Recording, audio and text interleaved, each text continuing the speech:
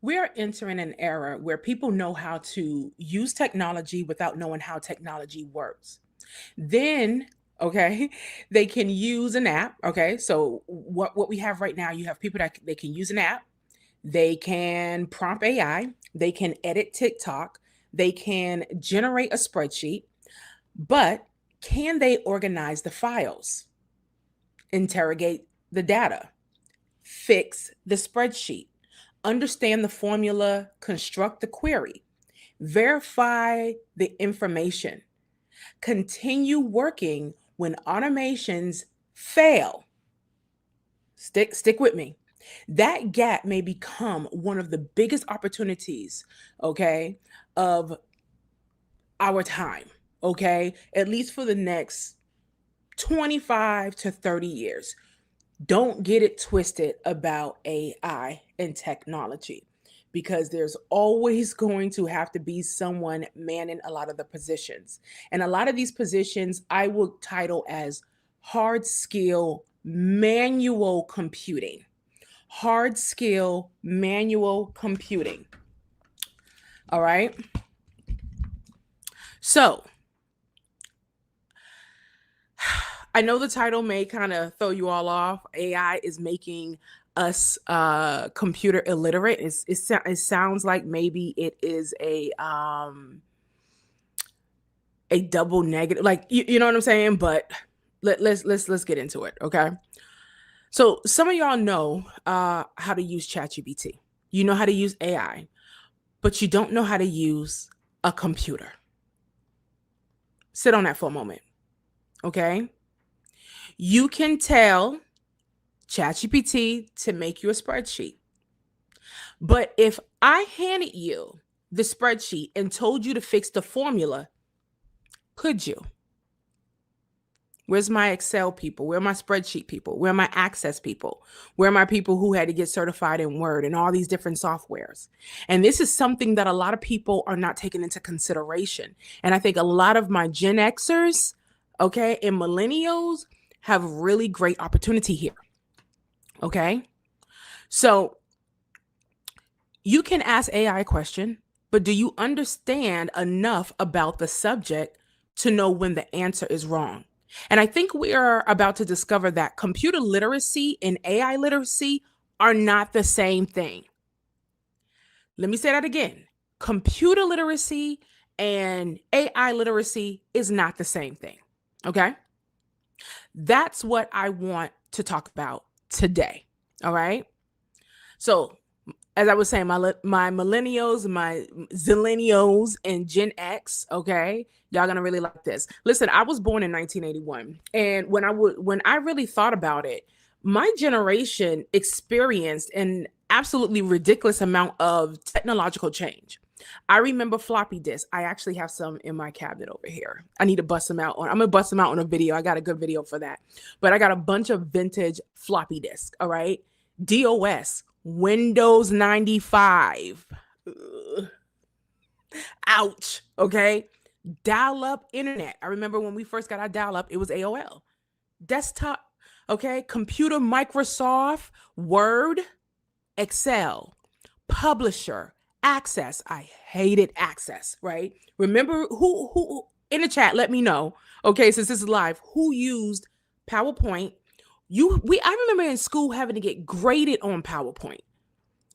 Don't let me have some transitions. Okay. I was click, click, click, click, click, putting in my own little graphics, making the words spin and stuff, plugging in photos. Then we had to use Publisher, Access, Excel, Word, CDs, okay, USB drives, broadband. Okay, so we went from that, and now we're into smartphones, cloud computing, apps, social media, and now artificial intelligence. We didn't just learn devices, we learned transitions. And that's different. That is different. Okay, we had to understand, where did the file go? It didn't go up in the mystery cloud land, because y'all think it's really up there in the cloud. Like, it's up there in the cloud. Okay, it's a server in a data center near you. Okay. All right. Where did the file go? I can point you over to my let me see if you can see it. I don't know if you can see it. This is my office. This is my office. You see that big old thing? You see that? See, we grew up with these. What's that? That's a filing cabinet. People don't use them no more. Okay? And listen, I had bought into the lie. Okay? I bought into the lie. Mind you, I am certified. I have a trade in business clerical. I majored in business marketing, business management, administrative. Didn't get the degree though. And finish. But I learned enough. I know. Okay. All right. Where's my dropouts at? College dropouts like Kanye. Okay. So these are things that at one point it was like, yes, go paperless. Now we see it's come full circle. Now we know why. It wasn't to save the trees, because they're mowing down trees to build these data centers now, aren't they? No. See, we had to know where did the file go? How did you chronologically formulate it? How did you structure it? How did you store it? What folder did I save it in? If it was on your desktop, you had to know how to go there. You had to know how, on your job, you had to go into the internal network. You had to learn these things. There are people, I have so many people with high-powered phones, high-powered desktops and Macs and all this, don't know how to use 90 to 95% of it.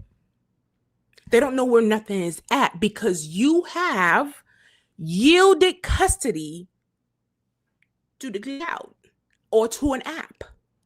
And that is problematic. I'm telling you, we're about to have a digital disruption. I have some videos coming on that like never before. And I think I've mapped it out pretty well for you. But y'all have to understand this country, this world needs not only a financial collapse, it needs a digital collapse of data and software and information. And they're going to back up everything, but you're not going to have access to everything. They're going to save everything. They're going to say, don't worry, we can start it all back up. We're going to do. Here's a little bit of your information. I've went to custodying every bit of my data, pulling CSV files every month, running reports and printing them, exporting these reports on my website, because I'm telling you, it is coming. And then the things that you neglected, the things that you failed to keep into custody, all right? Because ideas are cheap now. Information is so we have an abundance of it. I print what really matters. I can show you, and next to it, I have a huge, I think this thing, how tall is this thing? I think it's 7 foot, 8 foot bookcase. I was looking at it yesterday and I had journals. I used to write out business plans by hand. I used to draw out websites because I know how to build websites. I did that by hand. And what happened in recent years, I started missing that. As much as I'm into tech and I know a lot about it, I found myself, it's like God just really just moved me over and given me a love for it again.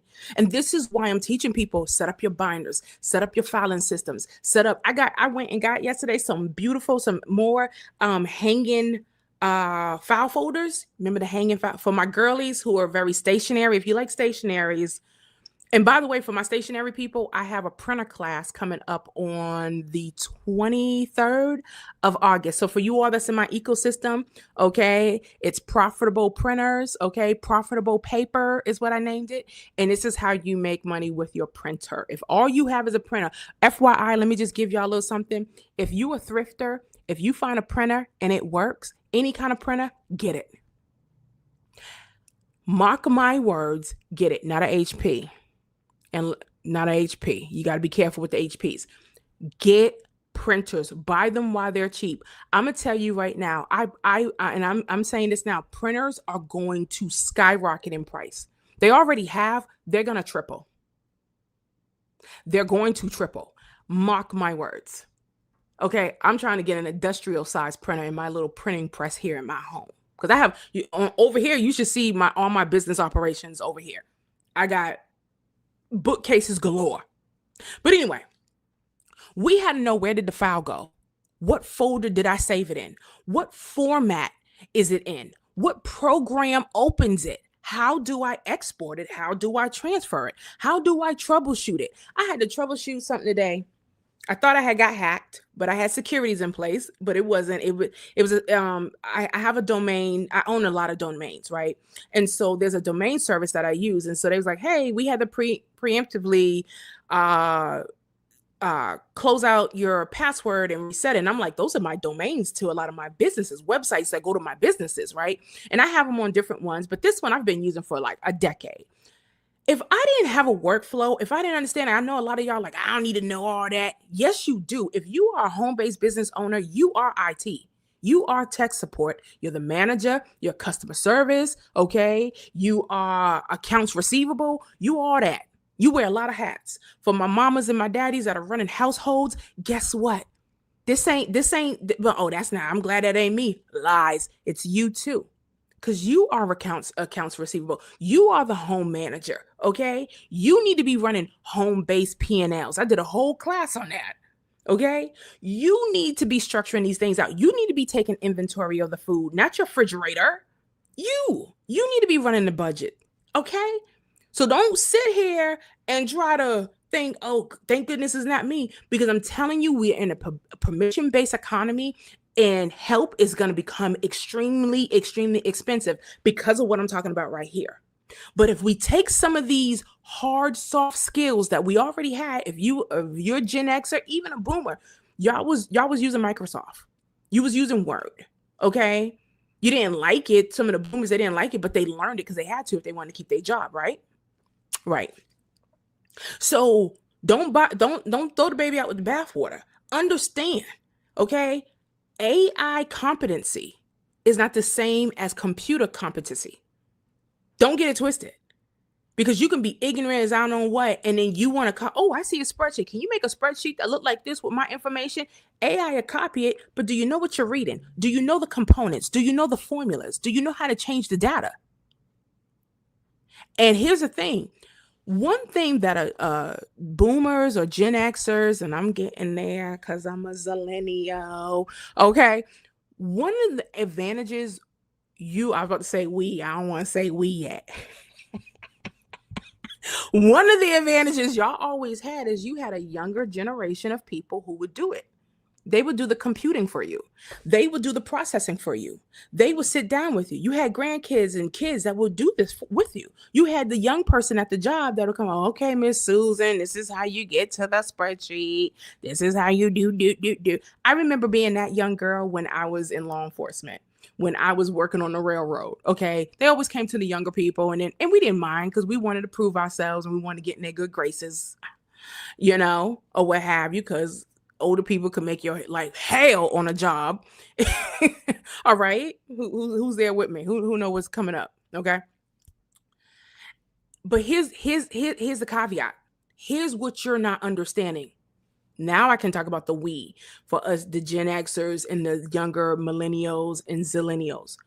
We won't have that luxury. These kids don't know how to read. These kids, just because they could get on TikTok and edit, the app is doing it for them. It's not them. They don't know how to go into software and edit a video. They don't know how to go in and do a word from. Who remember when we went to college, even I think in high school, remember when we had to write an essay by hand. Not only did we have to write an essay by hand, we had to do the citations. What was it? MLA and ALA? You know what I'm talking about? Well, I still have the MLA book. I think that's how you say MLA and APA or something like that, right? When you had to write the credentials, they had whole thick books on here, and you got in trouble if you didn't cite properly. You think they know how to do that? They can ask AI to do it for them. But can they do it? They can regurgitate, but can they do it? And this is where we went at, because we got the skills. They don't. When I just seen the grading roster, I forget what state it was in. I just seen the grading roster. Like a D is like, I think now a D is like a F was a 0 to like a 32. A D was like a 35 to a 55. What? I wish I would have been valedictorian. APA format. Thank you, baby. I was thinking too fast. APA format, right? Who that? Inspiration 4K? Come on, right? Oh my goodness. A A goes into the 80s now. I remember an A was hard. An A minus was like right at a 91 or a 93 or something like that.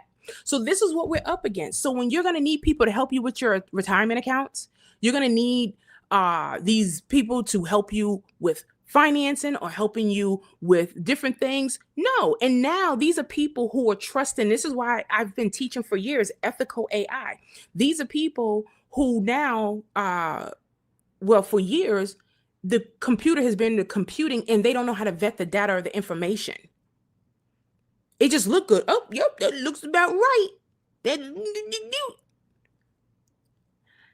And so I believe there's a missing component here, and a lot of people are flipping out about AI. No, it's just contributing to the illiteracy that's already there. Okay? All right, for the illiteracy that's already there. So this is something that I believe Gen Xers, maybe even some boomers, zillennials, millennials, we have, think about it, all the things I just read to you before, all these things that we went through, we've literally lived like it went from horse and buggy to trains and buses, and then it went into aviation, and you see what I'm saying? That used to cross over a span of what, 50 or 100 years. We managed to go through from, little computing things, Microsoft 95, Excel, spreadsheets, DOS, floppy disks, to thumb drives, to CDs, to AI computing and cloud storage. And there's a whole lot more in between. We are a phenomenal demographic of people. And here's the thing, and I had to do this with a client this week. The problem with a lot of you all, and a lot of you are critique, I understand, you criticize a lot of things that's going on, right? You don't like a lot of things. However, all right, let me move this back a little bit. However, okay, let me talk to you for a minute.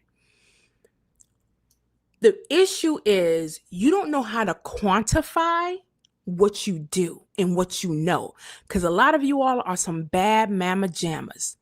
A lot of you all, you ain't no jive turkey. You a bad mama jamma, okay? You a bad, like, Donomite for the men, all right? Y'all some bad brothers out here. But you know what? It's so easy, or these are lost arts and lost skill sets that you now, and I got some prompts for you towards the end, okay? That for you all that's using a bot, and if you're not using a bot, you can use your little tinker, because I still use AI. I do use AI, okay? In an ethical way. You can use these things, right? And you can take that concept, that those things you have, that these other generations, they don't have it. Unless you're teaching it to your kids, unless you're showing it. And let me tell you something. I think if any of y'all used to teach this, I think we're going to have, and I'm already jumping on it as an educator, we're going to have workshops where people are learning a lot of these older softwares, of course, in a newer fashion, but they're going to learn the concept of Access. They're going to learn the concept of Publisher. They're going to learn the concept of Microsoft Word. They're going to learn the concept of Excel and spreadsheets. You want to know why? Because it's still, you got to know it.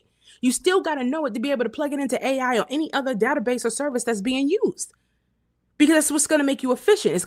It's going to up the efficacy. So when AI goes rogue, or when it starts to hallucinate, or your boss like, I need these numbers manually, it's messing up. I can't tell you how many times AI has messed up on something that I'm working on. And guess what? I just went to manually doing it. Let me tell you something. Yesterday, I was mapping out a new strategy. All right. I was mapping out a new strategy. Where I put it. And, well, if I can find it. And guess what I did? I went back to what I know, which, if you see in this book, it's right here, right? I was doing a new whiteboard strategy. I operate with a lot of whiteboards. Look at this. I mapped it out by hand. Allow my brain to think in the creativity. Then guess what? I took a picture and then I uploaded it to my bot and say, hey, this is what I started with. This is what I'm doing. I need to structure this and organize it because I want to up my game in my whiteboard strategy. Boom. I own the concept. I own the data because I came up with it. I pieced together these things that I know and these skills that I have. Okay? And so what I want you to do is the same thing. All right? Because I'm telling you, and I know some of my older people don't want to hear this, but you're not going to have the help. And for us that do know how to provide the help, me are going to charge a premium price. Because what? Supply and demand. If the demand is high and the supply of people with these skill sets are low, guess what? We can do that. And this is why I think it's something that we all need. You have to find your thing. Okay. You got to find that thing that you know that's updated. Okay. Because we got to stay with the times and then put it in the marketplace, or at least be able to be an asset to your family. So we had to know, how do I troubleshoot it? Right. We had to, how do I rebuild it? Okay. I remember back in the day when people was jailbreaking their phones, rebuilding computers and doing all that kind of stuff. We had to understand the computer, not just the interface. A lot of people just know the interface, y'all. They don't know how it works. I'm one of those people. And where's my people in here? Tell me and they've been rocking with me for years. What is it? What is it? Something that I always do. I want to know the fundamental and the underlying baseline of how these things operate. Okay. I'm sorry. I see a bunch of comments in here. Kev says, I've been going back to writing in cursive. Oh, yeah. Oh, that was in cursive. What you seen here? If I go through my journals, I always write in cursive. There's a science behind writing in cursive, in script, you all. Okay. It's kind of like kinesthetic, right? You are using movement, right? Well, it's not audible but you're kind of internally reading out loud as you're writing, right? It slows you down. It really helps with your motor skills, and it helps with your right and left brain. I'm really into neuroscience and neurology and all that stuff. Do the study, the brain science on writing in cursive. Amazing stuff. Yes, self-made says, so teachers will be at a premium. I'm going back to reading books. Girl, I got 1, 2, 3, 4 massive libraries. Did you see what they're doing with some of these AI companies are doing? They're buying rare books. What they do, the AI scans through the book within seconds and minutes, and then they destroy and turn the book into pulp. There's this thing called, I think it's the public domain, right? It's the public domain. So after so many years, 70 years, 100 years, or whatever, I teach a lot when it comes to copyright, patent rights, and patents and trademarks, right? And one of the things that a lot of people don't know, if it's in public domain, it means it could be used, it could be owned, and it's yours. Now, I've been buying old rare books for a very long time. Okay, I study different authors of all types, and I buy these books. Best book, you could go to thriftbooks.com or eBay. eBay is really good to finding some really old books. Now, I'm a book geek. Okay, I always have been, because I was always on punishment, and my dad used to make me read books. It backfired. But what they're doing is taking, and this is how I know when I seen it, you can see, this is something that's being covered in the news. When you're going to destroy a civilization, when you're going to destroy, or you want to usher in a new world order, what do you do? What would you do? Oh, I know, like Alexander the Great, I will burn down the libraries. Or in 2026, I'm going to buy up the libraries. And a lot of the books that I order are from libraries that they're cycling out. And now I'm buying it. I'm buying these books. Okay. And I've known, well, let me not go that route. Anywho, reading book, I think as a nation, and I have a book on it, it's called the dumbing down of education. It's an old book. I think it's written in the 70s.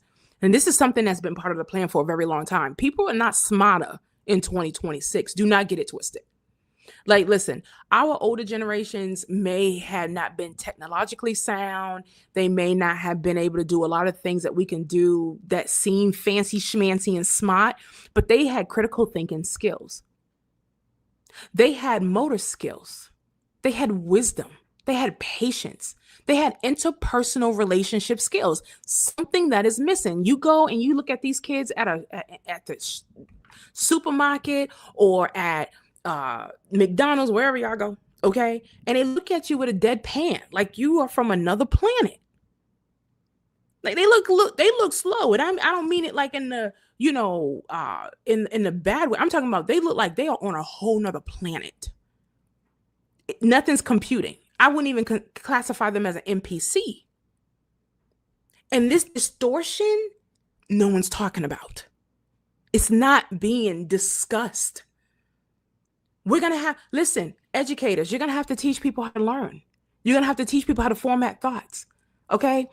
Counselors or people have ministerial background. You're going to have to, I'm telling you something that's going to be really big is going to be communion training, right? How do people build community? How do people interact and have regular conversations? Kind of like when charm school and etiquette, I can see the new charm schools and etiquette schools being the things that a lot of us already grew up with, but because of social media and because of so many other things that's disrupted that and just the evils and the nastiness of this world, all right, some of us have lost sight of that. But that's going to be the sign of the wealthy. It's going to be very easy to distinguish the wealthy because they're going to have poise. They're going to have character. They're going to have structure. They're going to have emotional temperance. Okay. They're going to have the ability to regulate themselves. So a lot of the things that we thought were hard, some of y'all got them old degrees. This is what you need to do. Go get it. One of them boring old degrees that you didn't even get a job in. And I want you to go and dust it off. And if you do use something like ChatGPT, I don't want to mess up my thingies. If you use something like an AI, okay, or what have you, create your brag sheet. Say, how can I use this degree that's been overshadowed or people have said is pointless or training, whatever. How can I use that in 2026 and beyond that will help what's missing in the economy or help what's missing in civilization or here in the West? Okay, for my prompt engineers, you know how to do that. Okay. App literacy is not computer literacy. This is the distinction. A person can be extremely technologically active and still be computer illiterate. I know a lot of them. They can know TikTok, CapCut, Canva, Instagram, ChatGPT, Claude, YouTube, and still not know how to create a folder structure, how to manage local files, how to build a spreadsheet, how to format a professional document.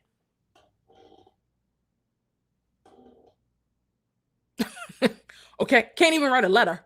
You have people who they don't know how to write. Do y'all remember in school? Oh my goodness. Do y'all remember in school when we had to practice how to write a letter?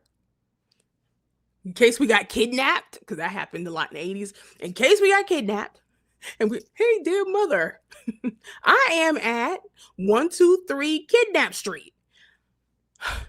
All right. Or if you had to write a letter to your grandma or write a letter to Santa, we actually had to know what went at the top, what went down here at the bottom, zip code. We had to learn these things. And it seems like it's not a big deal. People don't know how to do it. I know people who don't remember their middle name, how to spell it. They don't know their social security number. These are adults. Okay. I'm just pointing out the obvious. They don't know how to build a spreadsheet, how to format professional documents, how to export a CSV file. What's that? What's a CSV file? I've said that to some of my clients. I'm like, you run a business? Okay. How to search a database, how to back up information. And I'm not talking about to the cloud. Troubleshoot a basic computer problem. And I don't say that as an insult. I think technology became so easy to use that complexity disappeared behind the screens. That's wonderful for accessibility, but there is a trade-off. The user doesn't necessarily understand what is happening underneath. Get my drift? Let's go into some of these. Come on, Taj. Taj says, I started writing in cursive every night before bed. Come on, getting them gamma and theta, beta waves going on in the brain. All right. Alicia says just illiterate, period. Kev says they don't know their middle names or social security numbers. They don't. All right. The community needs to come back. Back in the day, men gathered and discussed politics, community issues at the gates. Yes, they did. They took out phonics. Remember Hooked on Phonics? Who remember Hooked on Phonics? Hooked on Phonics worked for me. Y'all remember the commercial? They took phonics out. Come on, self-made. So the foundation of learning are being destroyed. The wealthy are teaching their kids Montessori, is that how you say Montessori schools. Okay. Hey, baby. Oh, thank you, baby. It's my niece.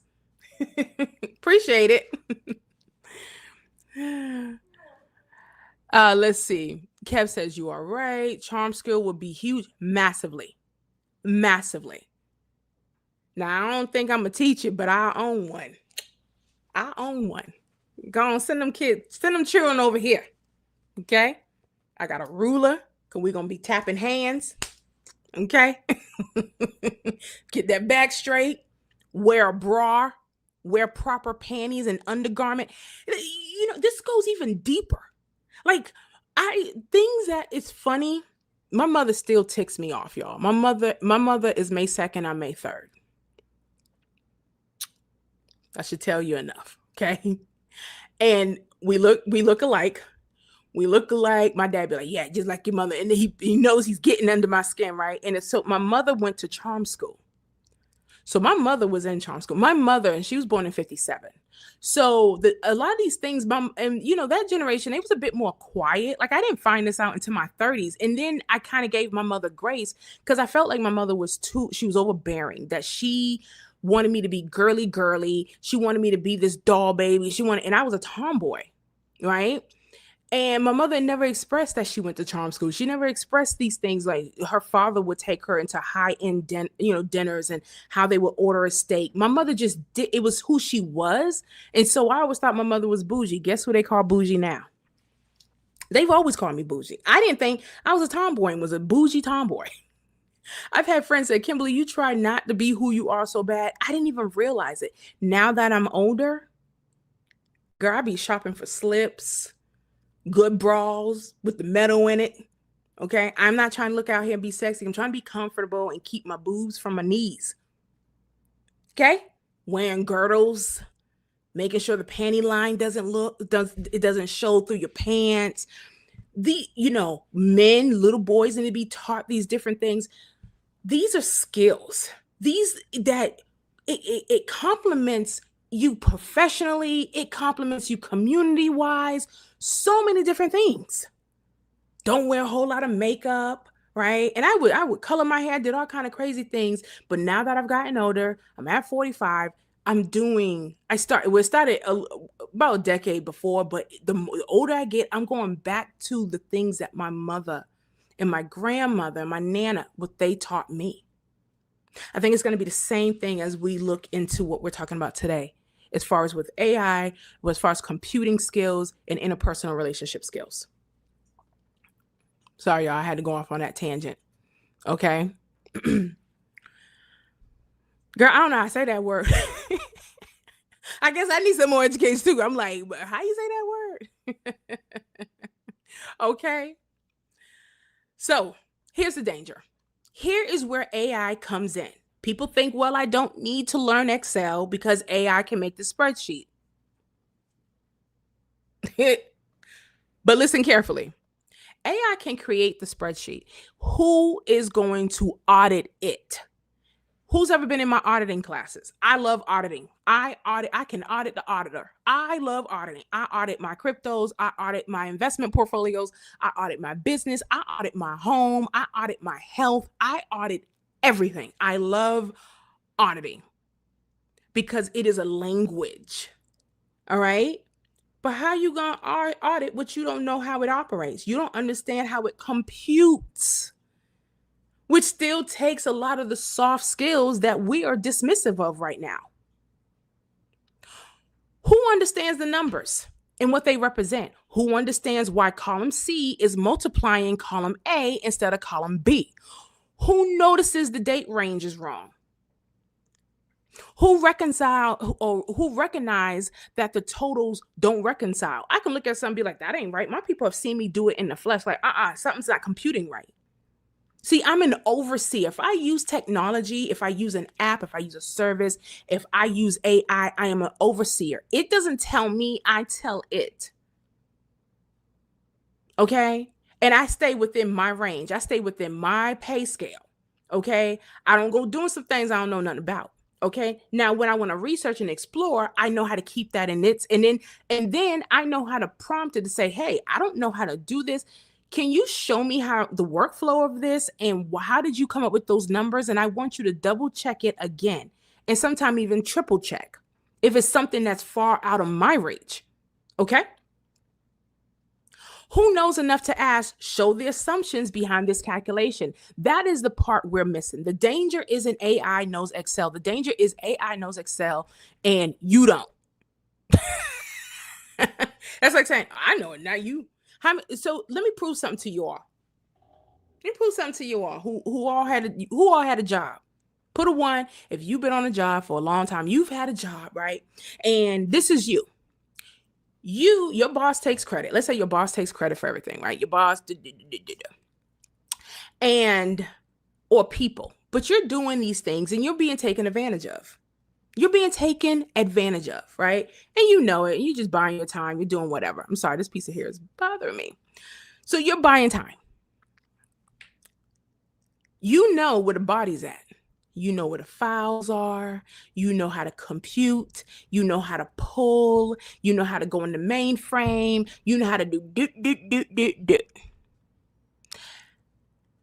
And they pass you up for promotion or something like that. They give it to someone else. This has happened to me.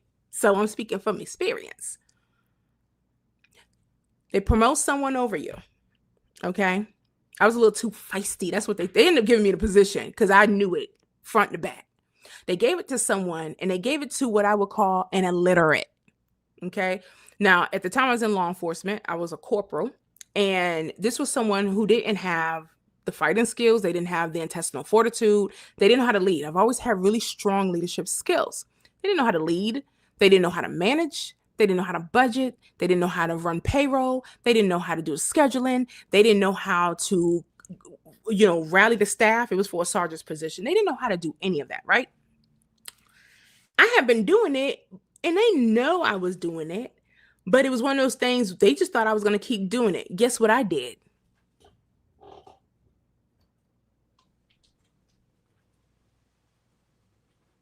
Going to the table. I pulled back, baby. I pulled way back because they had been playing in my face a little too many times. And I said, and guess what? I wasn't obligated to training them. I wasn't, and this person kept coming to me. I made sure my off days were different from theirs because I had seniority. I made sure so 4 days out of the week, I wasn't working with them. And now they was left in the position where it exposed them. It got so bad, the person stepped down and was like, I'm going to quit if you keep me in this position. They stepped down. Right? It's the same thing with what I just said. AI knows Excel, but you don't. They don't. And this is the thing that a lot of people are missing. All right?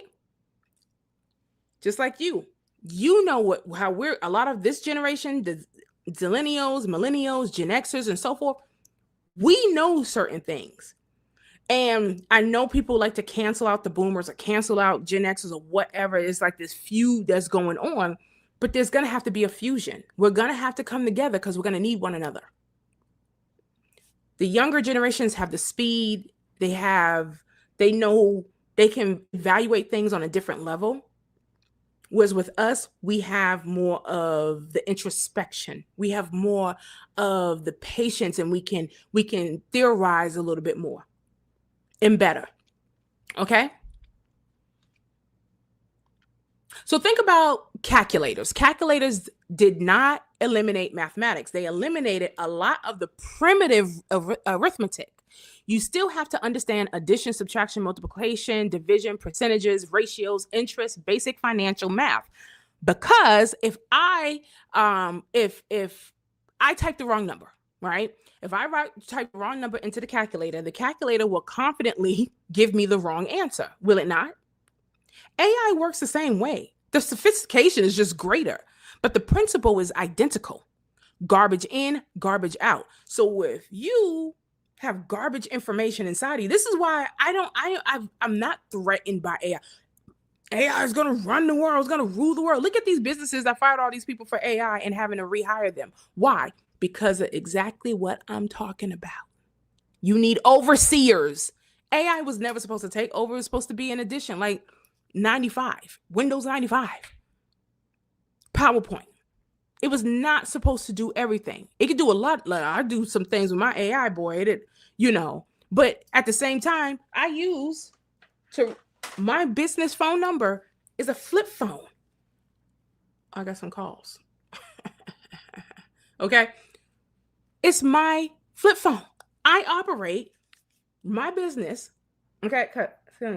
Now, mind you, I know a lot of people was asking about MFA authenticator and all that. I got you. Here's the iPhone. You can get your good old iPhone. You ain't gonna get nothing fancy. I pay $20 a month for this iPhone. For this iPhone, I pay $20 a month. T-Mobile. When I need to get on the internet, I have an internet box. If I travel out, I have an internet box. I get on my own personal Wi-Fi. I don't get on no one else's Wi-Fi. And then I have the Wi-Fi that's in my house. Outside of that, it can wait until I get to my office or I get to a place where I can concentrate. I make sure my backup keys are stored properly, that I make sure I have my Google Authenticator, and I have my 2FA, authenticator as well. So if I need to get inside of some of these accounts, no problem. Guess what? Because I don't have a data plan, I only do talk and text. All my phones. Where's the other one? Where that? Oh, right here. No, all different numbers. A talk and text. What I pay for my phones and internet is less than most of you all pay for your whole internet package. Because you want to know what costs a whole bunch of money? The data plans. I don't need a data plan. I got Wi-Fi. I got Wi-Fi and a number. And a number is a dime a dozen. It's not a big deal. Now, some people, I don't want to run my life like that. Okay, but the fact of the matter is, for some banking, you're still going to, if you're like running a business like me and you have merchants, you have vendors and stuff like that, we still need to have an updated phone. So like, and even though I do my business calls from here, I don't do no Zoom meeting on here. I don't do no email on here. I don't do nothing that can compromise my business on this thing. I think a phone, I just did a video on it. Phones are some of the highest, I would say, it puts you in the biggest you should not run your business from a phone. There was a time you could do that. It opens you up to so much vulnerability. And mind you, I do a bit in cybersecurity. I know what I'm talking about. Go back to an air gap computer or a desktop that's clean, that you're not clicking on little things and leaving 50 million apps open, okay? Secure it, clean it, manage it, and run it from one centralized location. But see, these kids don't know that. They go clicking on everything. They go doing everything, but this is where the balance come in. But I was saying, the principle is identical. Garbage in, garbage out. Except now the garbage sounds incredibly intelligent. Knowing what to ask is a skill. Okay? Little bragging right here. I'm certified in advanced interviews and interrogations. Okay? And I use that in my business. I interview all of my clients. I go, if I got to talk to them for 90 minutes, I interview them because I know how to extrapolate data. I know the questions to ask. This is one of the biggest misconceptions about AI. People say you don't need to know that anymore. Just ask AI. Okay. I think I've said that on certain levels. Guilty. Okay. However, putting things in full context, right? You cannot formulate a sophisticated question about something you know absolutely nothing about. There is a difference between make a business spreadsheet and build a 12-month rolling cash flow model, separating fixed overhead, variables, costs, owner distribution, tax reserves, inventory purchases, and operating cash. Those are not the same prompt. That's like when people say, go on ChatGPT and just ask it, make me $1 million business. Make me $1 billion. I just watched, I'm not a fan of Michael Saylor whatsoever. He's the one that created and owns MicroStrategy, and for whatever reason decided to become the Bitcoin mascot. However, he was on the podcast Diary of a CEO. Matter of fact, and for my Bank Yourself people, we're going to talk about it. I reposted it in the community. So if you go over to the community post, you can see the video. I tagged it and posted it up there. I was actually amazed. There was a lot of good gems for me to say, and I don't like Bitcoin. I don't like Michael Saylor. However, he got a God complex. Don't get it twisted. However, he had a lot of good gems, and there was a lot of things he said I could not refute. I was actually very surprised. From some of the things he said. I was able to make some unique prompts. And this is how he actually went. And he said he went in ChatGPT, and he did. In a year, he made $1 billion company. Mind you, he had capital, but he made $1 billion company from ChatGPT. But I guarantee you this, he knew the right questions to ask. He knew how to synthesize it. He knew how to vet the data. He knew, and he said that he was going through that. But then you got people that's like, dance. You know how they just dance, entertain me, do this, make this happen. That's not how that go. Mm-mm. Mm-mm. So, and if you've had any of my advanced AI classes, you definitely know that. You know that. Okay, most people do not use any of the LMM models. Okay, none of these chat services.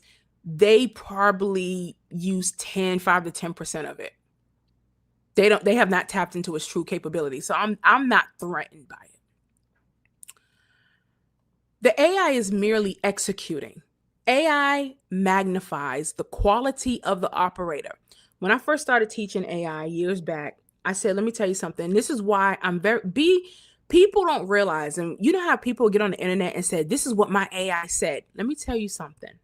You need to shut up, and let me tell you why.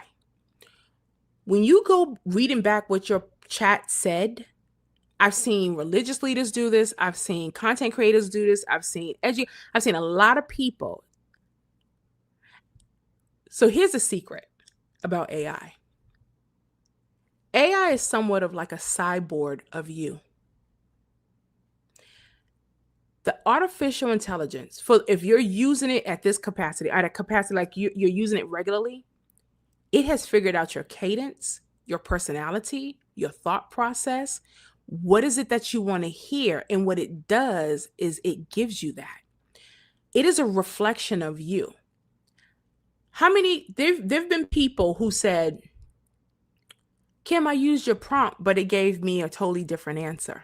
I said, yeah, because we're two totally different people. And if you've been using your bot, now some things are fundamental. 2 + 2 is 4 type of thing, right? But when you get into some of these more complex aspects of it and thought processes, it's always going to be a reflective of you. So when I hear people talk about and they show, this is why, and I don't know if y'all seen this, I can pull the report. Employers are now wanting to see, or they type in a prompt they want access to your AI, which I would never do that. But they want access. If you use some type of AI, they want access to it. You want to know why? Because they have a prompt where the prompt will explain your character, who you are, your weaknesses, what you tend to do. Because a lot of people that are using these, y'all have to understand, they're operating on a higher level. They're operating like these cell phones. They're operating like these devices. They're operating like these things that are just constantly building a profile off of you. You think you just going to a website, you have the cook. That's why everything's that you going to use. Can I use your cookies? Can I share your cookies? Can I do you agree to the terms and services for the cookies? They're building a profile off of you, and then these agents and these computers are talking to one another. So when you went to Walmart, I'm doing a video on this, right? When you go to Walmart or you go to shop for a plane ticket, it's called dynamic pricing. Social credit system is already here, whether you like it or not, it's here, and it's by way of how you surf on the internet. This is why I think you should use an air gap device. I don't shop when I go to Amazon. I don't go to Amazon on the same, and I dumb down a lot of my phones, but I do have Amazon on one of my phones. Okay. And there's a very specific reason. But when I go online, I make sure I use, you can use Proton and you can use Brave browser, right? Because it blocks. I've seen it blocked 20, 30, 50 sites are trying to attack and pull data extrapolate data from my browser and from my searches and all that. It shuts it down because this is how people are able to go to the same place and get an airplane ticket for $200 and you pay $700. It's looking at your desperations. It's looking at what you're willing to pay for. And it's all by way of your phone. And I'm going to tell y'all, the most dangerous part is your phone. This is why I don't have a data plan. This is why I will never go on an internet browser from my phone.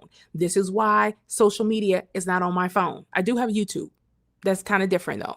I would never put any kind of social media on a phone that I'm using to make purchases off of, or I'm doing any kind of other business dealings. This is how some people are getting better credit rating scores. If you know anything about the back channel bureaus like LexisNexis, SageStream, Innovis, and all these different things, you think it's Equifax.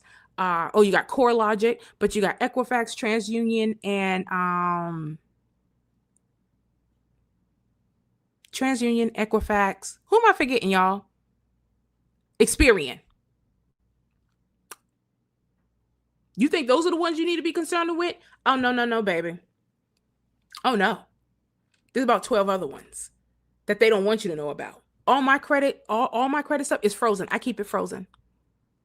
If I ever need to unfreeze it, guess what? I know how to do it. I can do it in a matter of minutes. I can go in, but most of the time I do it from my desktop. We have to operate our lives totally differently. AI magnifies the quality of the operator. So when you already have these back channel skills and knowledge and you read books, because some of us still read books and magazines, it does not automatically create one. Just because it can operate doesn't mean that you're an operator. And a lot of people have a false sense of confidence because they're using a lot of these technological skills and technological software. Mind you, what I'm teaching you and what I talk about in this channel, I could pull the receipts. A lot of you all are new to the channel. This channel has been here since 2018. And this was not my first YouTube channel. I've been teaching this and all this before AI came out, all these other software, and I did everything by hand. Okay? Everything. Just put it out there. So computer literacy is a hard skill. People throw everything into soft skills. No, a lot of this is hard skill territory. Knowing how to operate a spreadsheet, a database, a word processing software, presentation software, file systems, PDF systems, basic querying, data organization, document formatting, those are technical competencies. When we have another layer, okay, now we have another layer. We have computational thinking, okay? Computational thinking, meaning you can take a messy problem, okay, and turn it into structured steps. I think I'm really good at that. Okay? Can you identify inputs, outputs, dependencies, variables, rules, exceptions, and relationships? That's bigger than Excel. Excel just happens to teach millions of people how to think that way. Now, the real laws, the computing process, okay? And this is where, and what I'm talking about is this is with the next generation. Because before it was like, oh, the older people don't know how to do. But you got us that's in the middle, like a lot of us, zillennials, millennials, some Gen Xers. Okay, yeah, Gen Xers. I hope I wasn't saying Gen Z, Gen Xers, right?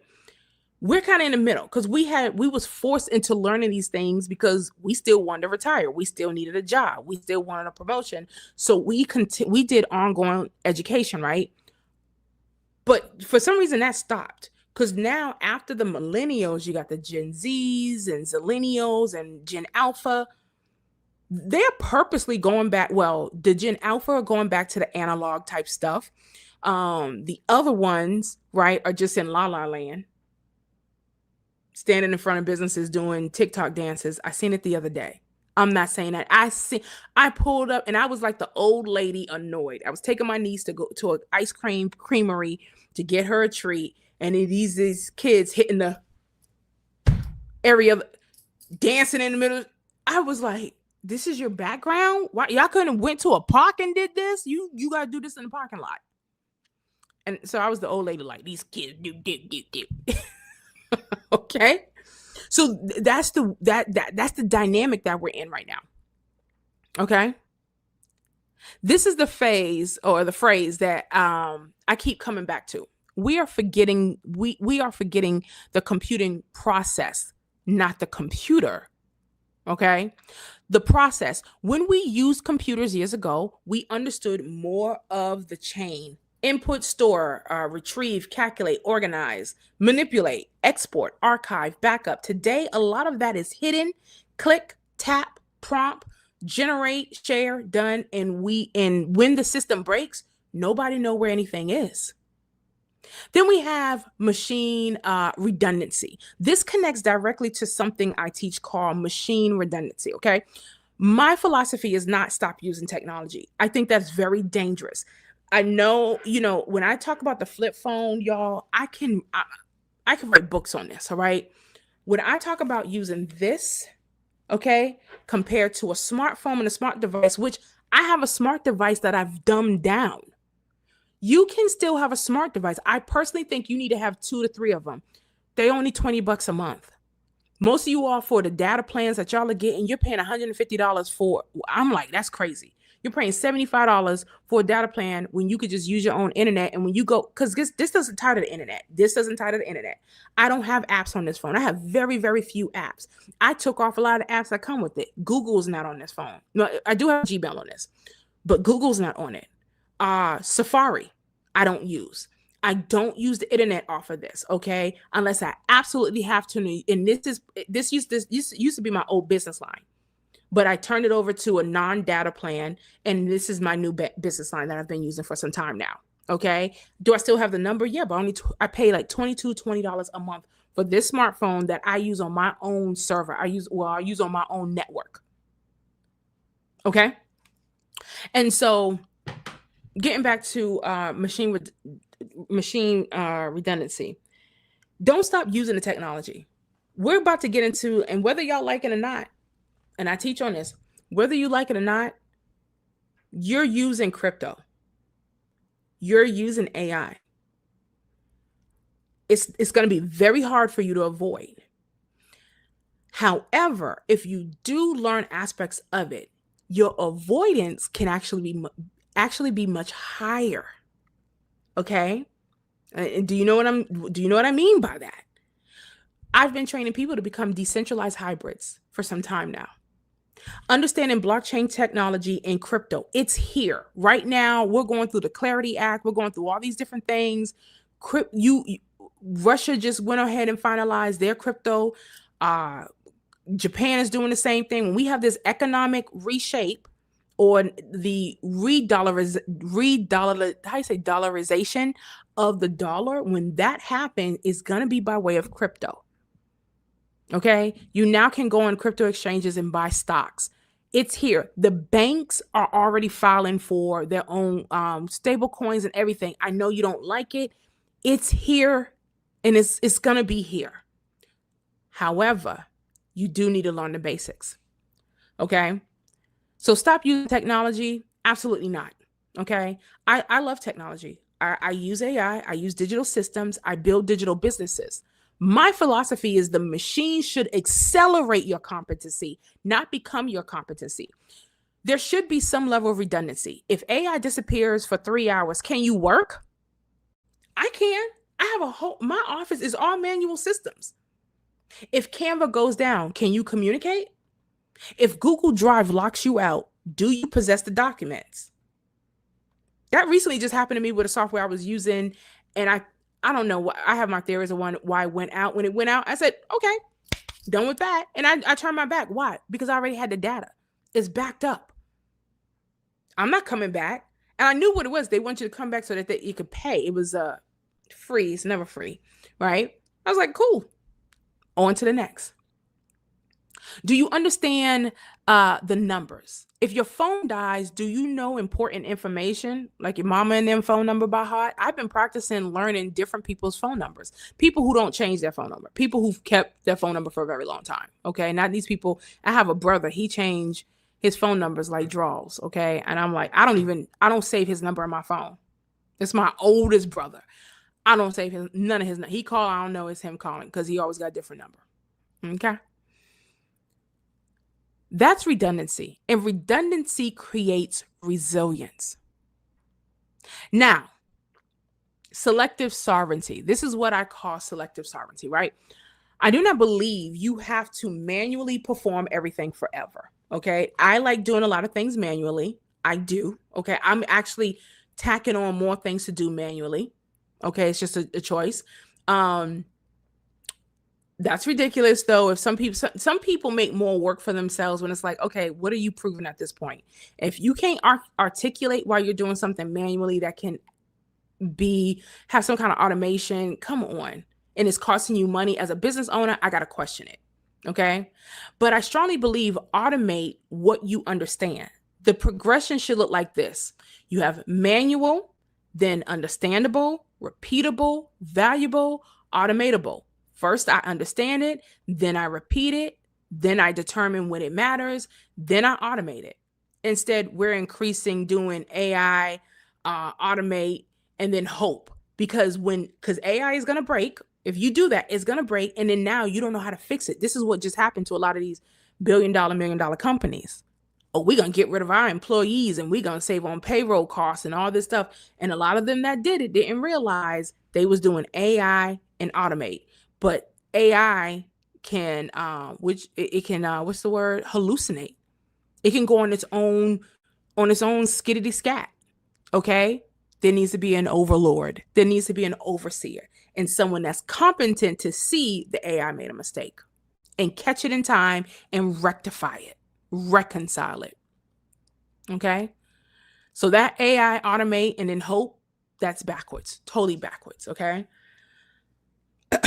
So this connects the flip phone conversation that I've had a video is doing very well. A lot of people love the flip phone conversation. I got a lot of breakdowns coming for you. I got a lot of the questions in there was great. I was amazed at how well that it was just something I was talking about, which I was talking about this flip phone right here. This is a business line of mine. Okay. And I'm actually, one of the things I'm looking to do is purchasing a number more flip phones because what I'm going to do is evaluate them for people, see which one works best. Does it work in the country? Because I'd be in the country a lot. I'd be out looking for land and stuff like that. I'm in the sticks anyways. So, in the countries, the rural communities of Georgia. Okay. So going back to the flip phone conversation, people hear phone and think Kimberly is anti-technology. They hear flip phone and they think that. I'm not anti-technology. I want to make that clear. Okay. I'm using a light for goodness sake. Okay. I'm in Georgia. It's been about 90, 100 degrees. I'm turning on some AC. Okay. I ain't throwing the baby out with the bathwater. The question is, what technology do I control? And what technology controls me? A digital detox isn't necessarily abandoning technology. It may be rebuilding your relationship with it. Using the computer intentionally, using your phone intentionally, maintaining your own files, printing critical information, keeping analog backups, owning your data, understanding the systems, knowing how to operate without perpetual cloud access. Now, I ain't a fan of the cloud. That's not regression. That's redundancy. This is where digital homesteading comes in as well. A homesteader doesn't reject tools. A homesteader builds capacity. They learn how to grow, how to preserve, how to repair, how to store, how to maintain, how to produce. Digital homesteading asks the same thing. Can you maintain your files? When it's asking the same thing, it's asking, can you maintain your files? Can you preserve your records? Can you operate the software? Manage your data, back up your information, build your systems, use AI without becoming dependent on AI. That is digital self-sufficiency. And that's where I want to get you all at. Okay. Thanks, Kev. You already know how to go there. All right. It definitely can hallucinate. Self-made says, I think it's best to build the computer and do it in a hurry because they are buying up the old tech like Rams. So even then, the opportunities to do that are limited. Yeah. And these people have to take care of you in our older age. My gosh, that's the scary part. And this is why I'm going to tell y'all something, because I'm into a lot of like biohacking and health thingies or whatever. Let me tell y'all something. Your health is going to be one of the biggest assets. Healthcare is self-care, holistic care. Okay. Not a bunch of pills. You're going to have to really tap into self-preservation. Okay. And understanding your capacity and making sure your emotions are regulated, you're healthy, you're eating healthy. Because I'm telling you, we're not going to have the access of care. Because right now, bedside manners are out the door. Most nurses, CNAs, hospital administrators, doctors, they're horrible. They're horrible. Okay? They get mad if you press the button for you to get a cup of ice while you just disturb them doing a TikTok video. Okay? So I actually, one of the things for the compound that I'm creating for my family, okay, I want an infirmary. One of the things I plan on doing is some of my nieces that are in healthcare, guess what? I'm going to pay for you to go to school. I'm going to pay who wants to be a doctor. I'm going to pay for you to go and get your license. Who wants to get into naturopathy medicine? Okay. Because we're going to have our own pool of resources. Here's the thing. You can live on the land. You can build your house, do all these different things free, but you're going to be an asset to the family. Okay. I want an infirmary. I want a healing room, like infirmary. So if you're sick, we got sunrooms on the property. Okay. This is where we go for healing. If where your room sits don't have enough sun, we're going to put you in the sun. We're going to make sure we got fresh herbs that are drying out. The tea room is there. We have a hot little spring or whatever. We're going to have this. These are the ways that we need to be thinking.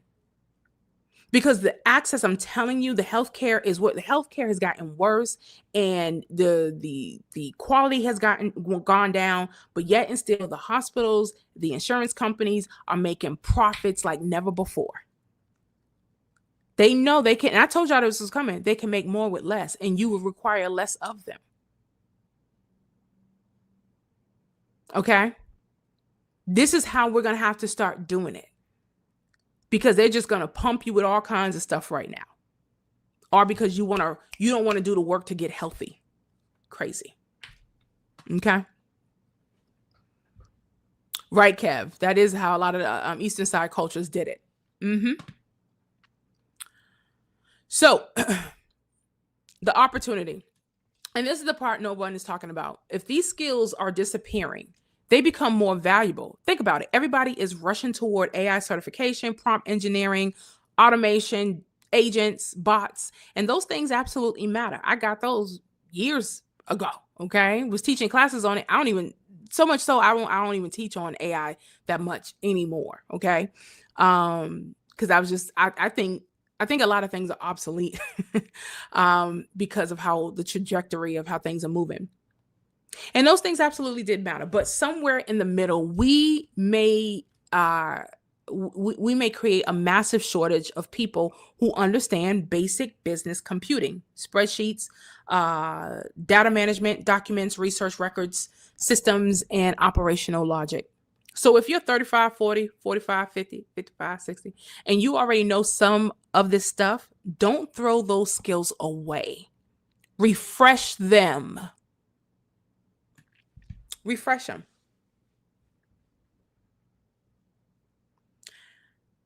When I say a lot of old skills are they're gonna be,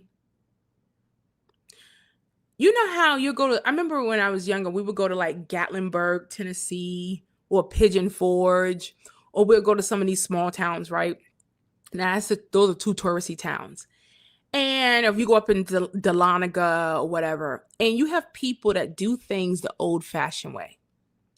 And one of my favorite memories in going up to Gatlinburg, Tennessee, I had a thing for candy apples. I just loved candy apples.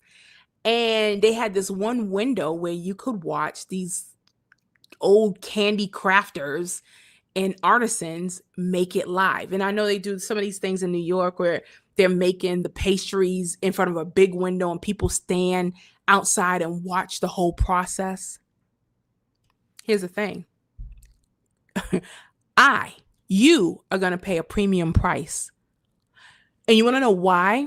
And you want to know why we don't mind paying a premium price? Because we understand now the skill.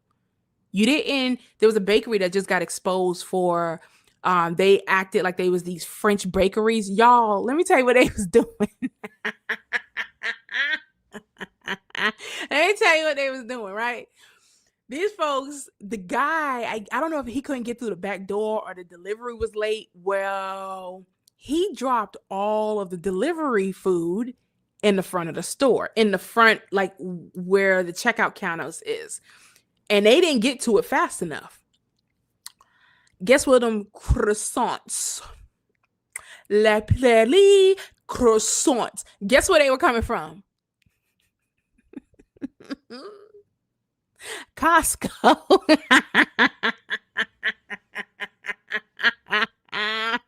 And these people think there's some pretty French chef in the background cooking them croissants that they paying $22.95 for, and they came from Costco, baby.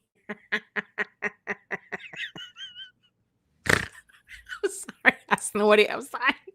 I was like, girl, let me because people like the identity of something being preserved, and someone's hands touch this cake, and they using Betty Crocker. But you gonna charge me $150. Okay. I'm buying these croissants and what them things called macaroons or macarons and all these different things. And you went and got some processed junk from Costco, and you dressed it up with a little bit of drizzle and made it seem like you baked it.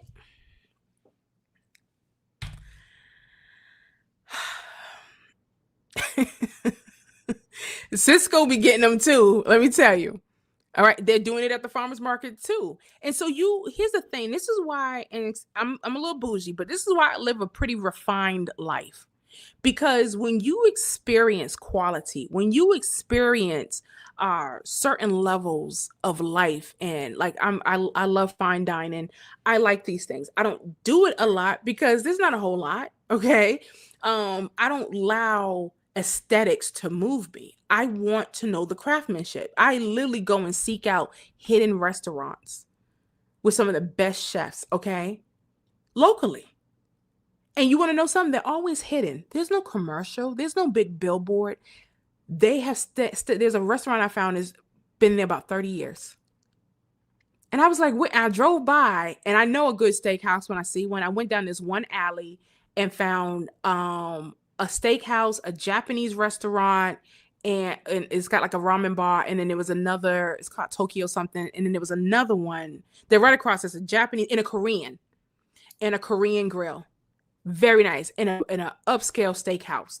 They're not fighting for competition. They already know they got the best of the best. They don't have to have signs and neon lights saying, come here, Because the people who are refined, the people who understand skill and quality and cuts of meat and sauces and how to cleanse their palate and do all these different things and experience fine dining and know how to treat and tip a waiter or what have you, they don't have to go through all that rigmarole. And they stand against the test of time. It's the same way with a lot of you all with those skills. You have the people who have the croissants coming in the front door. Then there's you all who are artisans, right? And people are going to pay a premium price for your skill set. They're going to pay a premium price to bring you into teaching and helping and consulting or whatever the case may be. Okay? She said, girl, they charging $150. Let's not talk about those food platters selling on social media charging $80 to $100 a plate. Listen, you don't know why people got on those, because they have not experienced a lot of the refinements that a lot of us have. See, you have to understand something. And this is like, as I get older, I'm like, yo, and I love my 40s because I'm like, girl, I'm that girl. I am that girl. I'm loving it because the maturity and the wisdom has culminated, right? And the Lord is just building on that even more. But I actually, like, you couldn't pay me to eat McDonald's. You want to know something? And tell me if it's me. I remember when McDonald's actually was hitting. I remember what the chicken nuggets used to taste like. I remember them old apple pies. See, we remember, right? We remember certain things. And this is what, and let me tell you, a lot of these foods are changing people's palates. The same thing that's going on in the food market and with these restaurants is the same thing that's going on in the tech market, in the educational market. And they hoping, oh, they don't know we used to teach phonics. They don't know we used to teach arithmetic. They don't know we used to teach fractions.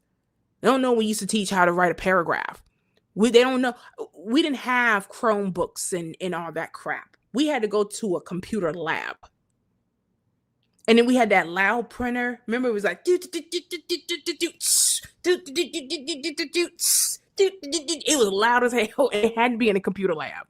Okay. So you had to take your floppy disk. Okay. After you written it, then your teacher would approve it. Then you had to go to the lab and type it. Remember, we was doing Mavis. Was it Mavis Beacon? Was it Mavis Beacon or Mavis Bacon? Y'all remember when we had to learn how to type?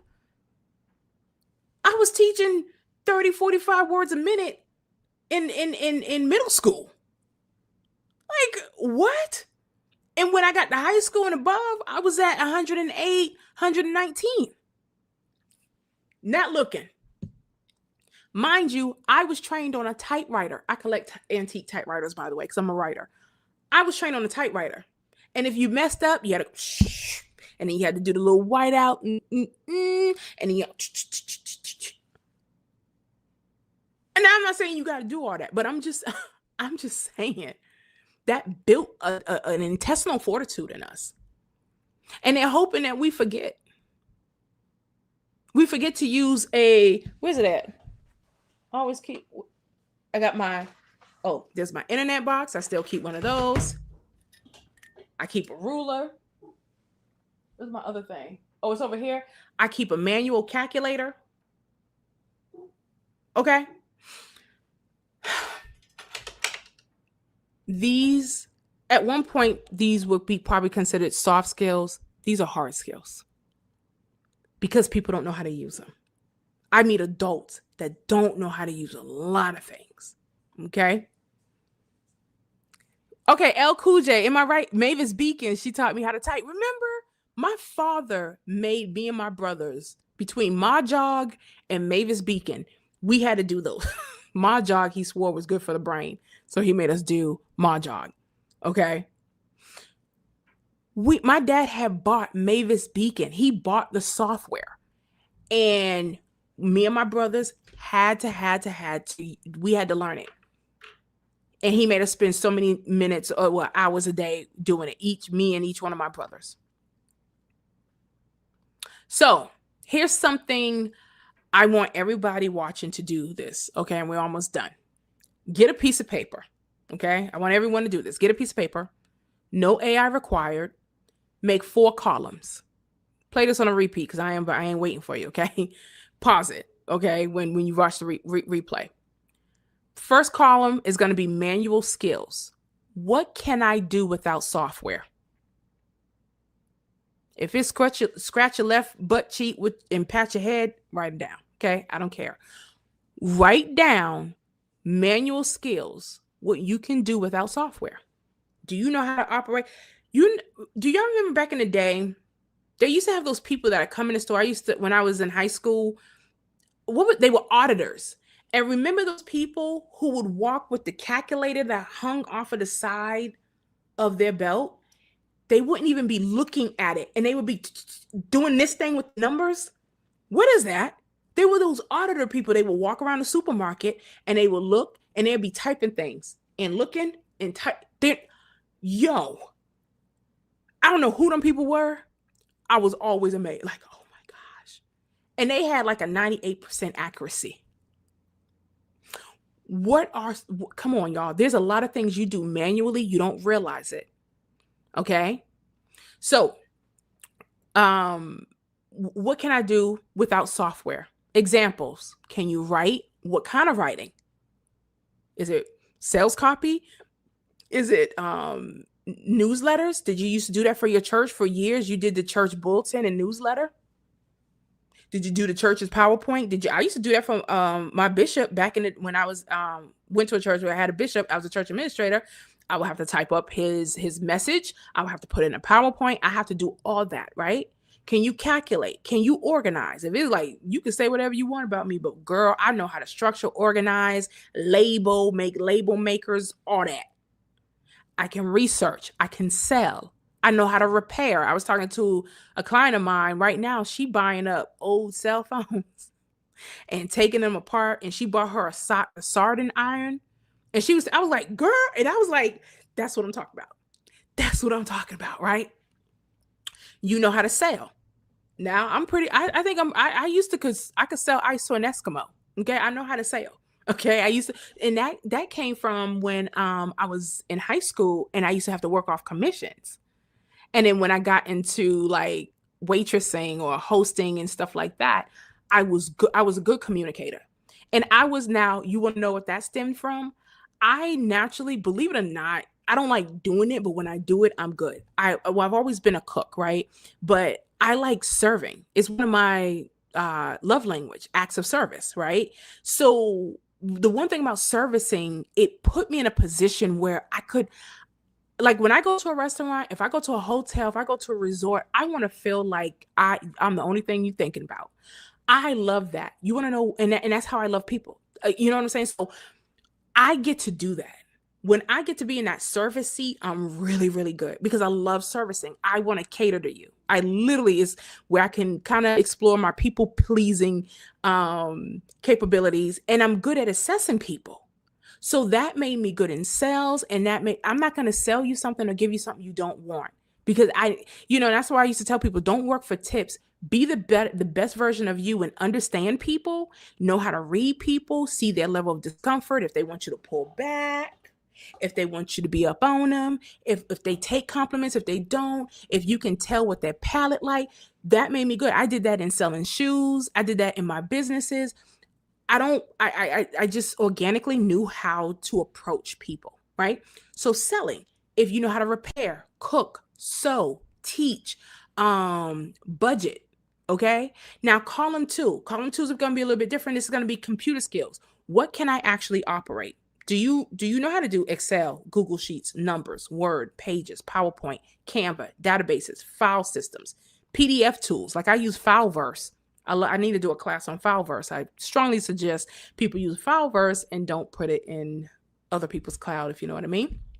Okay. List those things. What PDF tools? Okay. Do you know, what's the other one? Adobe. Okay. Then the third column, right? So this is going to be augmented skills.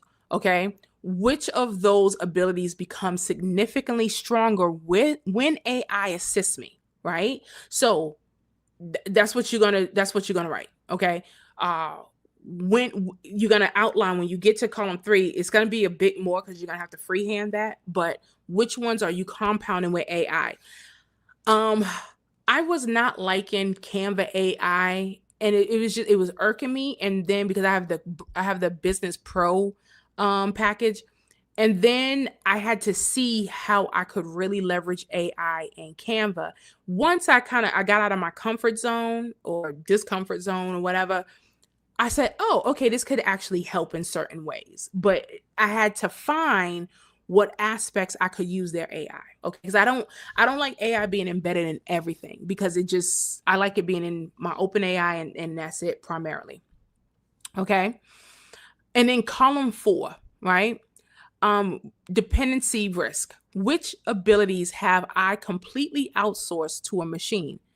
That last column is where I want you to pay attention. Okay. If you've completely outsourced a lot of things to AI or any other technological tool, you got to evaluate it. Okay. Now, for you people who are in AI and you want prompts, I'm going to read you the prompt. You can write it down, type it, and your bot will do it, because you use your bot for everything else. Okay. So for you all who prefer to use the AI, here we go. Okay. So these are for my prompters. This is the skill audit. What you're going to put in your AI, you're going to say, audit my current hard skills, soft skills. As a matter of fact, let me show you how this is going to go. You're going to go in here. You could be listening to me, and you could just play my voice or whatever as you're recording. I'm going to start a whole new chat right here. All right. Hey, Brad, I want you to do a favor for me. I want you to audit my current hard skills, soft skills, manual skills, computer skills, operational skills, and AI assisted skills. Organize them into categories and subcategories. Identify which are becoming rare, which are becoming more valuable because of AI, which I am at risk of outsourcing completely, and which ones I should strengthen over the next 5 years. Okay. Focus especially on skills that increase independence, durability, employability, business ownership, and technological resilience. Okay. Let me see. All right. And then I think I could go ahead and put this in it with it. Then I want you, well, no, I think you already have a list of my work history, hobbies, old jobs, certifications, things you know how to do around the house, software I once used. But I'm gonna do the first part first. Okay. So we got him going. It's transcribed, as you can see. That is transcribed. I can actually have him put it in a PDF format for me and generate a report. As you can see, it has generated.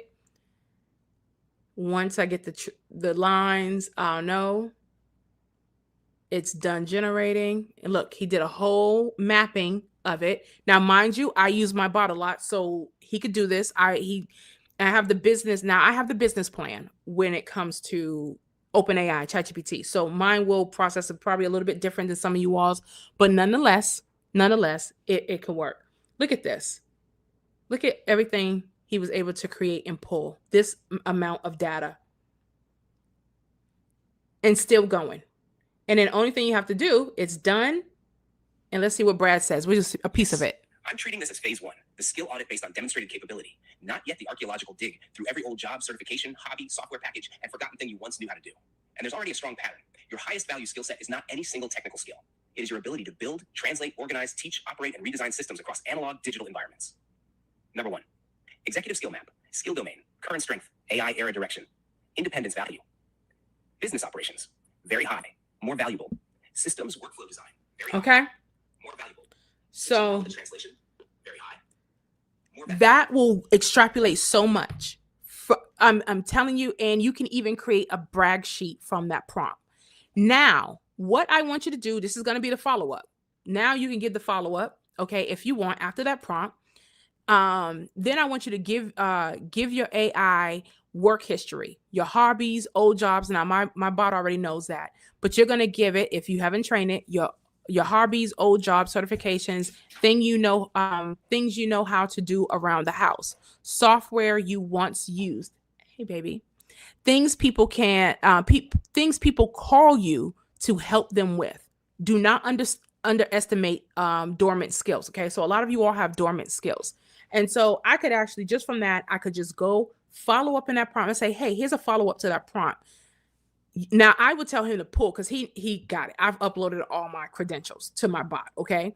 But if you don't have the credentials uploaded, what you can do is have him banter with you to extrapolate your credentials. Say, hey, can you ask me what credentials I have, what I've done, what did I do at certain jobs, so he could build a portfolio for you.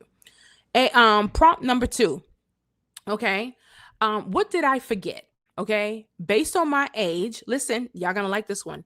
Based on my age, work history, education, and technological eras I have lived through, identify useful skills I may have learned previously, but no longer recognize as valuable.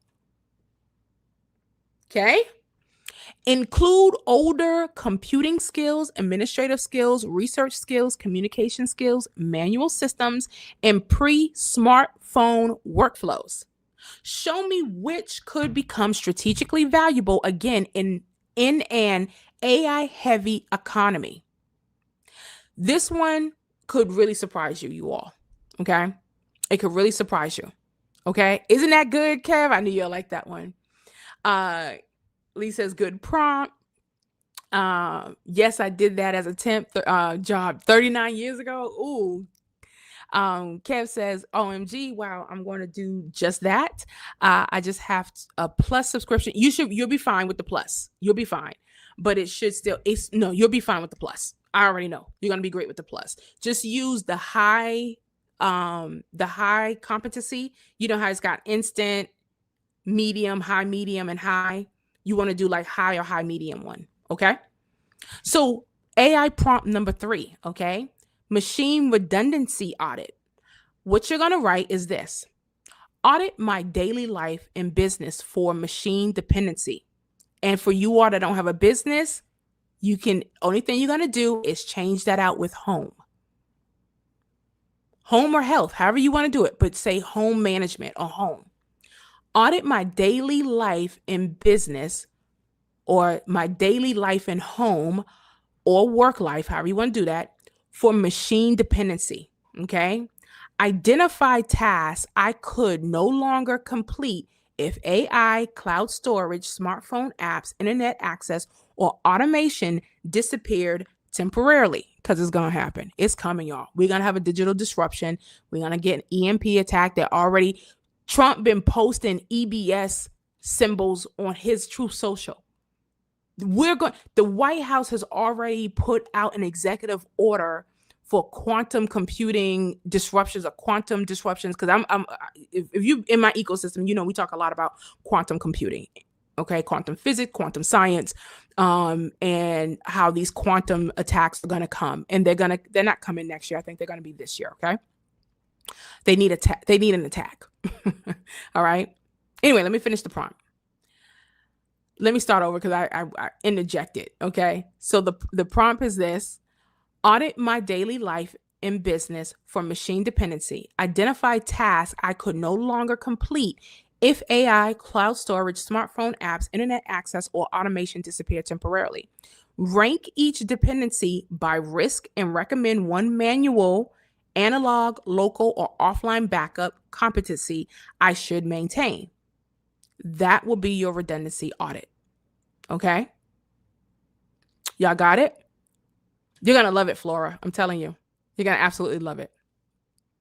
So, I think the people who are going to thrive in the next era are not necessarily going to be the people with the most technology. It's not. And I'm going to continue to learn technology, but I already know a lot of the aspects of technology people think are going to be their gateway. It's going to be obsolete. And people, one thing that looking at is how people are going to turn away from technology. Certain aspects will have to stay. It's going to stay. But a larger majority, we're not going to look back at. People are going to toss these things into the sea, into the depths of the abyss. They're going to throw them fly over a helicopter, in a helicopter, and throw it into an active volcano. Okay. It's pungent. It's losing its luster. Communal spaces, interpersonal relationship skills, those things people are gonna savor that. They're gonna be like, what is that? They're gonna look at movies where we was walking in the park and people are not on cell phones and people are not answering the phone every other 5 minutes or responding to pings and dings and tings. And then I'm like, what is that? I want it. There's going to be a yearning. And I said years back, we're going to have a regression like never before. But anytime we get this level of disruption and this convergence of different things, there can be some pains that go with it, if you will. So I think the people who are going to thrive in the next era are not necessarily going to be people with the most technology. They're going to be the people who can move between systems, analog and digital. Where's my decentralized hybrids? Manual and automated, human and AI, local and cloud. They can use the machine, but they can question, or they can also question the machine. A lot of people don't know how to question the machine. They can direct the machine, audit the machine, and when necessary, operate without the machine. All right. Remember, there used to be this thing: get you a woman that can do both. She can have heels and some sneakers on. That's where we want to be. I could do both. I could do the analog route. I don't panic when the tech go down. I could do it the analog way. Okay. And if I want to use tech, I could do it that way.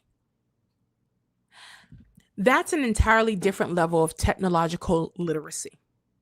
So maybe the question isn't, will AI replace my skills? Maybe the better question is, which skills do I need to preserve so AI remains my assistant instead of becoming my crutch?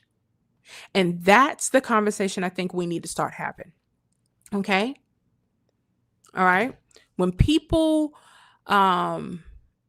get this concept, if it clicks, they're going to be so ahead of the ball. They're going to be extremely wealthy. Okay?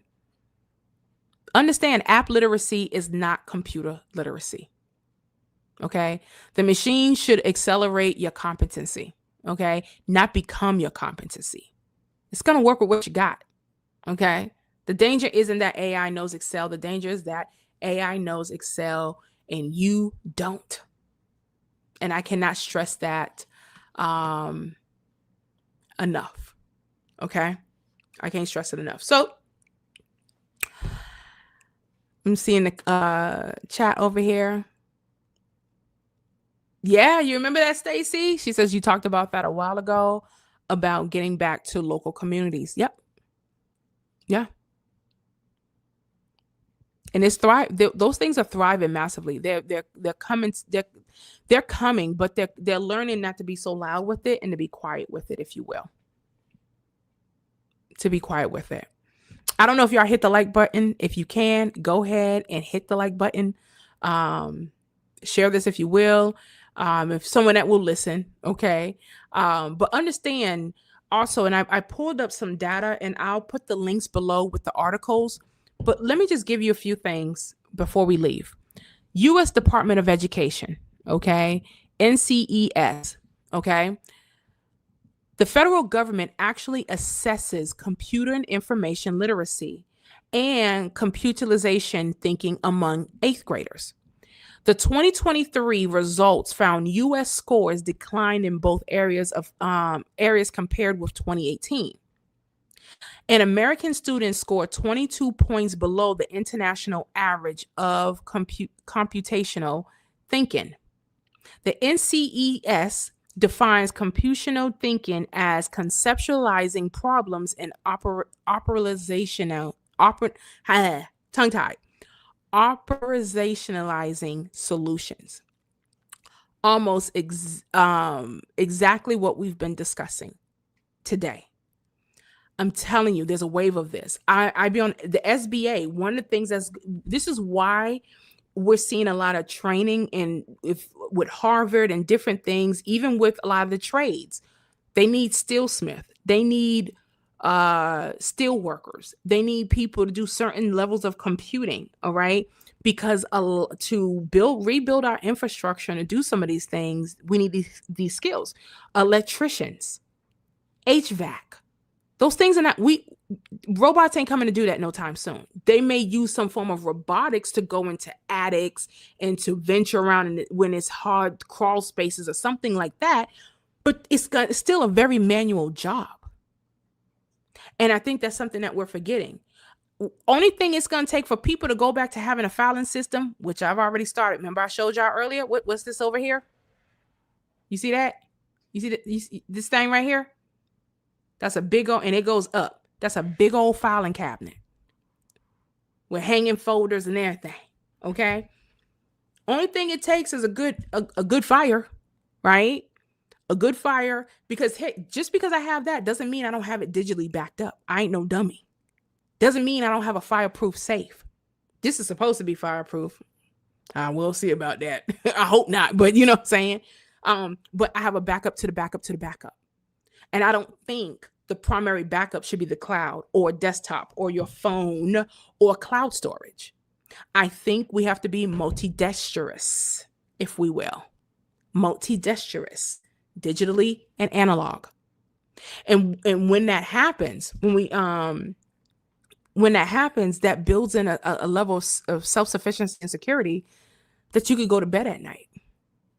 But only thing it calls for is a good, there's been courthouses that burned down, and I can say sometimes the cloud came up clutch, but the probability of a fire as opposed to a probability of your data being compromised, stolen, scraped, lost forever is much higher. Much, much higher. Okay. This one was about, I think it was like 300. It's like 385. I got it off of Quill. I ordered, it's like a net 60, net 30 account that I have with Quill. So I get a lot of my business supplies from them, and I got that from them years ago. So it may be more because inflation. Inflation. And I had a guy come and put it together because, baby. And those were some manual skills. And I paid. Could I put it together? Yeah. Was I? No. So for y'all that got the manual skills and the manual labor, there's people like me that I pay for it for certain things because I wasn't doing it. Get somebody else to do it. And I did. So with that, it was good talking to you all. Happy Sabbath. All right. We're going into the Sabbath tomorrow. Okay. I have a video for you all that don't do Sabbath. Don't worry. There'll be a video that'll be automated because it's working for me while I'm resting in the Lord. Okay. That'll be up here. And so I hope you enjoyed this. I hope you really walked away with some really good ideas and understanding how much you preserve. I'm going to tell you something. I always tell people, use what's in your hand. That's one of my mottos. Use what's in your hand. A lot of you all are brilliant. A lot of you all have skills. You have skills. You have ideas. You have things you did on jobs. You went and got certifications for. You don't realize how valuable they are. Right now, is it over here? I have to show you all. I've shown people in my binder classes, but I could show you all my certifications, okay? All my GED, because I did get a GED. I went to college, but I got a GED because I was smarter. I was like, I'm not doing this school stuff. That's true. I was like, I'm not doing this. But my certifications when I was in law enforcement, my state certifications, my training, my college certificates, all those different things, years. I'm talking about a span of what, maybe 20, 25 years of ongoing education, all these different things. I'm able to quantify it. And the problem with a lot of you all, you suck at quantifying who you are. If there's anything you take away from this, understand who you are. Understand what you know, what you have mastery in, what you have efficacy in, what you can outperform. I don't care if it's putting brakes on a car. I don't care if it's changing a modem, putting on an alternator. I don't care if it's cooking. I don't care if it's organizing the refrigerator. I don't care if it's folding laundry. You need to quantify. Because here's the thing, a lot of you feel like you're treated, or you may feel like you're not valued. Well, that value starts with you, baby. You got to value you. How can you value you and you don't know what the hell you do? You don't know who you are. You don't know the time. I know. See, my family, one thing they know, they can't get over with me on stuff like this. I am really good at quantifying my time, quantifying who I am, what I do. And so when I charge a price, I know what comes with it. When I do something, and I'm still nice with the prices. I'm nice with the price. Hey. Right? But I'm able, so you can't rob me of my time. You can't rob me of my essence. You're not going to come and do that to me. You want to know why? Because I understand who I am. I understand what I bring to the table. That's the famous thing, right? But do that. Whether that's spiritually, mentally, physically, whatever, understand the dynamics of who you are, quantify it, and then build off of it. That's where you get efficacy. That's where you get mastery. That's where people will approach you totally different. People will not play with you. They won't play in your face. Because now you're going to lose access to me if that's the case. All right. And this is one of the things I have to call out some of my clients. I know when they BSing. I ask a few questions and I know you just saying something to say something because you think you're going to make me happy. I'm not going to, you paid me to listen to you. And what you're not going to do is lie to me and lie to yourself. It's not happening. Okay. So learn to quantify yourself, make a list. And here's the thing, and I want y'all to pray about this too. I want you to go before the Lord, okay? And I want you to ask him for the gifts and the talents. And I had to do this. I had to repent for things that I dismissed, that God gave me training. He gave me education. He gave me grace and certain skill sets and what have you. And I was like, I don't need that no more. What? No. So I had to go back, I had to repent, and I had to ask the Lord, can you restore those things? The things that you've given me mastery for, the things that I squandered, the things that I didn't, you gave me the access and ability, even with the software that I have and all these different things. I haven't optimized it because I didn't think I needed it, or I was too lazy. Forgive me for my laziness. Forgive me for my lack of stewardship of what you've placed in here, what you've allowed me to learn and know and to do, and not build off of it. That's like men who mastered how to build a 77 Chevy. Them old mechanics, they didn't say, I'm just working on a 77 Chevy. And when the 77 Chevys went out, now they're not working on 2018 Ford Escalades or what. No, they upped their capability and their capacity because the underlying mastery was mechanics. And a lot of us have squandered the things that God has graced us with out of laziness, out of, and I'll tell you this, a lot of you are dealing with imposter syndrome because you don't know who you are. You don't speak to you. When I pray, and I pray about my speaking skills, when I pray about my leadership, when I pray about my analog businesses and the things that I do, and in my consulting or whatever, I say it with confidence. You want to know why? Because I know I do it good. I'm not arrogant at all. And then I say, God, you've given this to me. I'm a steward. I steward wisdom. He's given me wisdom. He's given me, I have an administrative skills. I have a teachable. I've always been a teacher. I'm a little girl. I've always been a teacher. He's given me these unique abilities and I'm a steward of them. Okay. Now, God is not a respecter of person. The rain falls on the just as far as the unjust. However, do not get arrogant enough to think that whatever he's given you, that he will not take it away. You can lose your grace for something. I've seen this happen with singers. All kind of people where they had an angelic voice or they had this ability, or someone that could work on cars or do something or whatever the case may be. And all of a sudden the grace is lifted off. Why? Because they didn't cultivate it.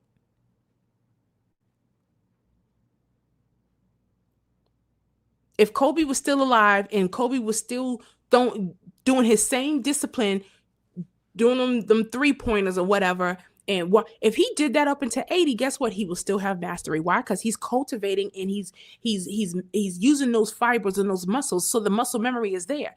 But a lot of us, because we're not using a lot of the things our grandparents, our parents, co-workers, people who took us under their tutelage showed us, which was a gift, we didn't use it. We disregarded it because we wanted to outsource it to technology.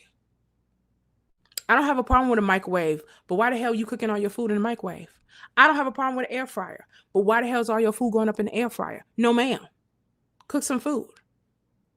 Use the oven sometime. Roll out some biscuits. Okay? Everything doesn't have to be a shortcut, if you will. Okay?